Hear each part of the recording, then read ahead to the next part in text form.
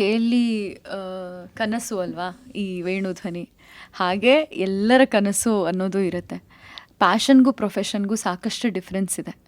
ಹೌದು, ಕೆಲವರು ಮಾತ್ರ ಲಕ್ಕಿ ಅವರ ಪ್ಯಾಷನ್ನೇ ಪ್ರೊಫೆಷನ್ ಆಗೋದಕ್ಕೆ. ಇನ್ನು ಕೆಲವರಿಗೆ ಅದು ಏನಂತ ಹೇಳ್ತಾರೆ, ಅವರ ಡೆಸ್ಟಿನಿಯಲ್ಲಿ ಅಥವಾ ಅವರ ಜರ್ನಿಯಲ್ಲಿ ಇರೋದಿಲ್ಲ. ಯಾರೆಲ್ಲ ಕನಸು ಕಾಣ್ತಿದ್ರೋ, ಮೋಸ್ಟ್ ಆಫ್ ದಿ ಸ್ಟೂಡೆಂಟ್ಸ್ ಇದ್ದರೆ, ಕೇಳೋರು ಯಾರಿದ್ರೆ ಅವ್ರಿಗೆ ನಾನು ಹೇಳೋದಿಷ್ಟೇ, ಈ ಒಂದು ಫೀಲ್ಡಿಗೆ ಬರೋದಕ್ಕಿಂತ ಮುಂಚೆ ಒಂದು ಸರ್ಟಿಫಿಕೇಟ್ ಅಥವಾ ಒಂದು ಡಿಗ್ರಿ ಸರ್ಟಿಫಿಕೇಟ್ ಇಟ್ಕೊಳ್ಳಿ. ಅದರ ಅವಶ್ಯಕತೆ ಇದೆ. ಯಾಕೆ ಅಂತ ಹೇಳಿದ್ರೆ, ನೀನೊಂದು ಮೆಡಲ್ ತಗೊಳ್ಳೋದಕ್ಕೋ ರ್ಯಾಂಕ್ ತಗೊಳ್ಳೋದಕ್ಕೋ ಅಲ್ಲ. ಎಜುಕೇಷನ್ ಅನ್ನೋದು ಒಂದು ರೀತಿಯ ಬಲ ಇದ್ದ ಹಾಗೆ. ನೀನು ಯಾವುದಾದ್ರೂ ಕ್ಷೇತ್ರಕ್ಕೆ ಕಾಲಿಡ್ತಿದ್ಯಾ ಅಂತ ಹೇಳಿದಾಗ ಯಾತಕ್ಕಾಗಿ ಕಾಲಿಡ್ತಿದ್ಯಾ ಅನ್ನೋದನ್ನು ಎಲ್ಲರೂ ನೋಡ್ತಾರೆ. ನಾನೀಗ ನಟನೆಗೆ ಕಾಲಿಡುವಾಗ ಯಾತಕ್ಕಾಗಿ ಇವಳು ಬಂದಿದ್ದಾಳೆ, ದುಡ್ಡು ಮಾಡೋದಕ್ಕ, ಫೇಮಸ್ ಆಗೋದಕ್ಕ, ಅಥವಾ ಅವಶ್ಯಕತೆ ಇದೆಯಾ, ಬೇರೆ ಯಾರೂ ಏನೂ ಬೇರೆ ಚಾನ್ಸೇ ಇಲ್ಲದೆ ಅದಕ್ಕೋಸ್ಕರ ಇವಳು ಬಂದಿದ್ದಾಳ ಅನ್ನೋ ಅಂಥ ಭಾವನೆ ಮೂಡಿಸಿದ್ರೆ ನಮ್ಮನ್ನೇ ನಾವು ಆ ಕೆಲಸದಲ್ಲಿ ತೊಡಗಿಸ್ಕೊಳ್ಳೋದಕ್ಕಾಗೋದಿಲ್ಲ. ಯಾತಕ್ಕಾಗಿ ಇವಳು ಬಂದಿದ್ದಾಳೆ, ಇಲ್ಲ ಚೆನ್ನಾಗೇ ಓದಿದ್ದಾಳೆ, ಮನ್ಸು ಮಾಡಿದ್ರೆ ಬೇರೆ ಕಡೆನೂ ಕೆಲಸ ಸಿಗುತ್ತೆ, ಆದರೆ ಅವಳು ಅದಕ್ಕಲ್ಲ ಬಂದಿರೋದು, ಅವಳಿಗಿದಿಷ್ಟ, ಅದಕ್ಕೆ ಇವಳು ಬಂದಿರೋದು ಅನ್ನೋ ಒಂದು ಭಾವನೆ ಮೂಡಿದ್ರೆ ಆ ಒಂದು ಪರಿಸರದಲ್ಲಿ ನೀನು ಚೆನ್ನಾಗಿರ್ತೀಯ. ಇಲ್ಲ ಅಂತಂದರೆ ಇದಿದೆ ಅದಿದೆ. ಹಾಗಾಗಿ ಈ ಪ್ಯಾಷನ್ ಅನ್ನೋದು ಈಗಿನ ಕಾಲದಲ್ಲಿ ಹೇಗಿದೆ ಅಂತಂದರೆ, ನೀನೊಂದು ವಿಡಿಯೋ ಮಾಡಿ ಮೊಬೈಲಲ್ಲಿ ಹಾಕಿದ್ರೂ ಸಹ ನಿನಗೆ ಫೇಮಸ್ ಅಥವಾ ಒಂದು ಟೆಂಪರರಿ ಫೇಮ್ ಬರುತ್ತೆ, ಮತ್ತು ದುಡ್ಡು ಸಹ ಬರುತ್ತೆ. ಆ ಒಂದು ಯೋಚನೆನೇ ಬೇಡ. ನಿಮ್ಮ ಕನಸನ್ನು ನನಸು ಮಾಡ್ಕೊಳ್ಳೋದಕ್ಕೆ ನಿಮ್ಮನ್ನು ನೀವು, ನಾನು ಸರೆಂಡರ್ ಅನ್ನಲ್ಲ, ಅದನ್ನು ಮಾಡ್ಕೊಳ್ಳಿ ಅಷ್ಟೇ. ಅದ್ರ ಹಿಂದೆ ಎಜುಕೇಷನ್ ಇದ್ದರೆ ಒಳ್ಳೆಯದು. ಕೆಲವ್ರಿಗೆ ಪಾಪ ಅವಕಾಶ ಇರೋದಿಲ್ಲ ಓದೋದಕ್ಕೆ, ಮನೇಲಿ ಬೆಳೆಸದೆ ಕಷ್ಟ ಆಗ್ಬೋದು. ಅವರ ಜರ್ನಿನೇ ವಿಭಿನ್ನವಾಗಿರುತ್ತೆ. ಅದನ್ನು ನಾನು ಅರ್ಥ ಮಾಡ್ಕೊಳ್ಳಬಲ್ಲೆ, ಬಟ್ ರಿಲೇಟ್ ಮಾಡೋದಕ್ಕಾಗೋದಿಲ್ಲ. ನನ್ನ ಜರ್ನಿಯಲ್ಲಿ ನಾನು ನೋಡಿರೋದೇನಂತ ಹೇಳಿದ್ರೆ, ನಿನ್ನ ಹಿಂದೆ ಎಜುಕೇಷನ್ ಇದ್ದರೆ ನಿನಗೆ ಸಿಗೋ ಅಂಥ ಅಥವಾ ನಿನ್ನ ಕಲೆಗೆ ಸಿಗೋ ಅಂಥ ಬೆಲೆ ವಿಭಿನ್ನವಾಗಿರುತ್ತೆ. ಹಾಗಾಗಿ ಎಲ್ಲರೂ ಯಾರೆಲ್ಲ ಹಾಡಬೇಕು ಅಥವಾ ಡ್ಯಾನ್ಸ್ ಮಾಡಬೇಕು ಅನ್ನೋ ಆಸಕ್ತಿ ಇದೆಯಾ, ಯಾವುದೇ ಒಂದು ಉದ್ದೇಶ ಇಟ್ಕೊಳ್ದೆ ಅಥವಾ ರಿಸಲ್ಟನ್ನು ಎಕ್ಸ್ಪೆಕ್ಟ್ ಮಾಡಿ ಅಷ್ಟೇ. ಹೀಗೆ ಆಗಬೇಕು ಹಾಗೆ ಆಗಬೇಕು ಅಂತಂದರೆ ಅಲ್ಲಿ ಸರೆಂಡರೆನ್ಸ್ ಇಲ್ಲ. ನಾನು ಮನಸ್ಸಿಟ್ಟು ಮಾಡ್ತೀನಿ ಅಷ್ಟೇ.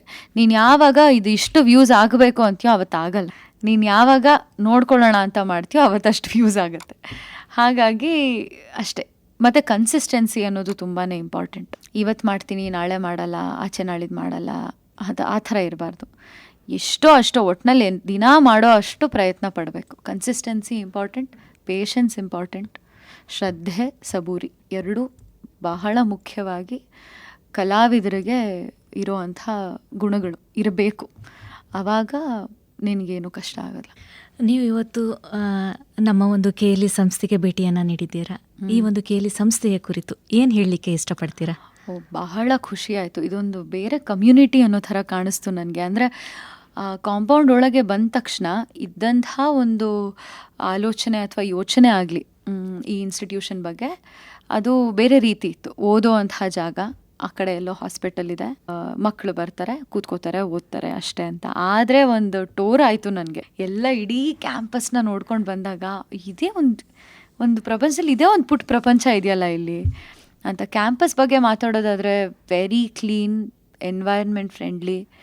ಆಮೇಲೆ ಸ್ಟೂಡೆಂಟ್ಸ್ಗಳಿಗೆ ಏನೆಲ್ಲ ಅವಶ್ಯಕತೆ ಇದೆ ಅದೆಲ್ಲ ಕಾಂಪೌಂಡ್ ಒಳಗಡೆ ಸಿಗೋ ಹಾಗಿದೆ. ಒಂದು ಕೆಫೆ ಆಗಲಿ, ಲೈಬ್ರರಿ ಆಗಲಿ, ಅಥವಾ ಒಂದು ಪ್ರಾವಿಷನ್ ಸ್ಟೋರ್ ಇರೋದಾಗಲಿ, ಜಿಮ್ ಇದೆ, ಸ್ವಿಮ್ಮಿಂಗ್ ಪೂಲ್ ಇದೆ, ಹಾಸ್ಪಿಟಲ್ ಇದೆ, ಬ್ಯಾಂಕ್ ಇದೆ, ಇನ್ನೇನು ಬೇಕು ಜೀವನ ಮಾಡೋದಕ್ಕೆ, ಎಲ್ಲ ಕ್ಯಾಂಪಸ್ ಒಳಗಿದೆ. ಹಾಗಾಗಿ ಫೆಸಿಲಿಟೀಸ್ ಅಂತ ಮಾತಾಡಿದ್ರೆ I feel KLE students are blessed to have such a faculty and also environment friendly campus. ಜೊತೆಗೆ ಜನರ ಬಗ್ಗೆ ಮಾತಾಡಬೇಕು ಅಂತಂದರೆ ಎಷ್ಟು ಮೇಧಾವಿಗಳಿದ್ದಾರೆ ಇಲ್ಲಿ. ಅವ್ರಗಳ ಜೊತೆ ಕೂತು ಮಾತಾಡಿದ್ದಾಗಲಿ, ಆಮೇಲೆ ಸ್ಟೂಡೆಂಟ್ಸ್ ಜೊತೆ ಇಂಟರಾಕ್ಷನ್ ಇನ್ನೂ ಆಗೋದು ಬಾಕಿ ಇದೆ. ಬೆಳಗ್ಗೆ ಒಂದು ಸ್ವಲ್ಪ ಮಾತಾಡಿದೆ, ಅದು ಚೆನ್ನಾಗಿತ್ತು. ತುಂಬ ಡಿಸಿಪ್ಲಿನ್ಡಾಗಿ ಕಾಣಿಸಿದ್ರು ಸ್ಟೂಡೆಂಟ್ಸು. ಅದು ಎಷ್ಟು ನಿಜ ಏನೋ ನನಗೆ ಗೊತ್ತಿಲ್ಲ, ಯಾಕಂದರೆ ಜಾಸ್ತಿ ಗಲಾಟೆ ಮಾಡ್ತಾರೆ ಅಂತ ಭಾವಿಸಿದ್ದೆ. ಎಲ್ಲರೂ ಅಚ್ಚುಕಟ್ಟಾಗಿ ಕೂತ್ಕೊಂಡು ಚಪ್ಪಾಳೆ ತಟ್ಟೋದು, ಕೂರೋದು, ಆಮೇಲೆ ಓಕೆ ಇಷ್ಟು ಡಿಸಿಪ್ಲಿನ್ಡ್ ಇದ್ದಾರಲ್ಲ ಅಂತ. ಆಮೇಲೆ ಬೆಂಗಳೂರು, ಮೈಸೂರಲ್ಲಿ ಇರೋರಿಗೆ ಬೆಳಗಾವಿಯಲ್ಲಿ ಇರೋವಂಥ ಎಜುಕೇಷನ್ ಹೇಗಿರುತ್ತೆ ಅನ್ನೋದ್ರ ಬಗ್ಗೆ ಆಲೋಚನೆ ಏನಾದರೂ ಮಾಡಿದರೆ ಮೇ ಬಿ ಡಿಫ್ರೆಂಟ್ ಇರುತ್ತಾನೋ ಅಂತ ಅಂದ್ಕೊಂಡಿರ್ತೀವಿ. ಸ್ವಲ್ಪ ಬೇರೆ ಇರುತ್ತೆ ಅನ್ಸುತ್ತೆ. ಅವ್ರಿಗೆಲ್ಲ ಈ ಕಾನ್ಸೆಪ್ಟ್ಸ್ ಎಲ್ಲ ಗೊತ್ತಿರೋದಿಲ್ಲ ಅನ್ಸುತ್ತೆ ಅನ್ನೋ ಒಂದು ಯೋಚನೆ ಇರುತ್ತೆ. ಇವರು ಇದನ್ನೇ ಓದ್ತಾರಾ, ಇವ್ರಿಗೇನಾದರೂ ಗೊತ್ತಾ ಅನ್ನೋ ಥರ. ಆದರೆ ಆ ಯೋಚನೆಯನ್ನೆಲ್ಲ ಬಿಡಮ್ಮ, ಇಲ್ಲಿ ಫಸ್ಟು ಕೇಳಿ ಕ್ಯಾಂಪಸ್ನ ನೋಡಮ್ಮ ಅನ್ನೋ ಥರ ಇತ್ತು. ಬಹಳ ಖುಷಿ ಆಯಿತು ಬಂದು. ಈ ರೇಡಿಯೋದೆಲ್ಲ ಏನಿದೆ ತುಂಬ ಖುಷಿ ಆಯಿತು ಅಷ್ಟೇ. Very nice. ಯಾರಾದರೂ ಓದಬೇಕು ಅಂತ ಇದ್ದರೆ ಬನ್ನಿ ಕ್ಯಾಂಪಸ್ಗೆ ಅಂತಲೇ ಹೇಳ್ತೀನಿ. ಒಂದಿನಕ್ಕೆ ಬಂದೆ ನನಗೆ ಅರ್ಥ ಆಗಿದೆ. ಧ್ವನಿ ಧ್ವನಿ ಇದು ನಮ್ಮ ಧ್ವನಿ, ಕೇಳಿ ಕನಸು ನನಸದ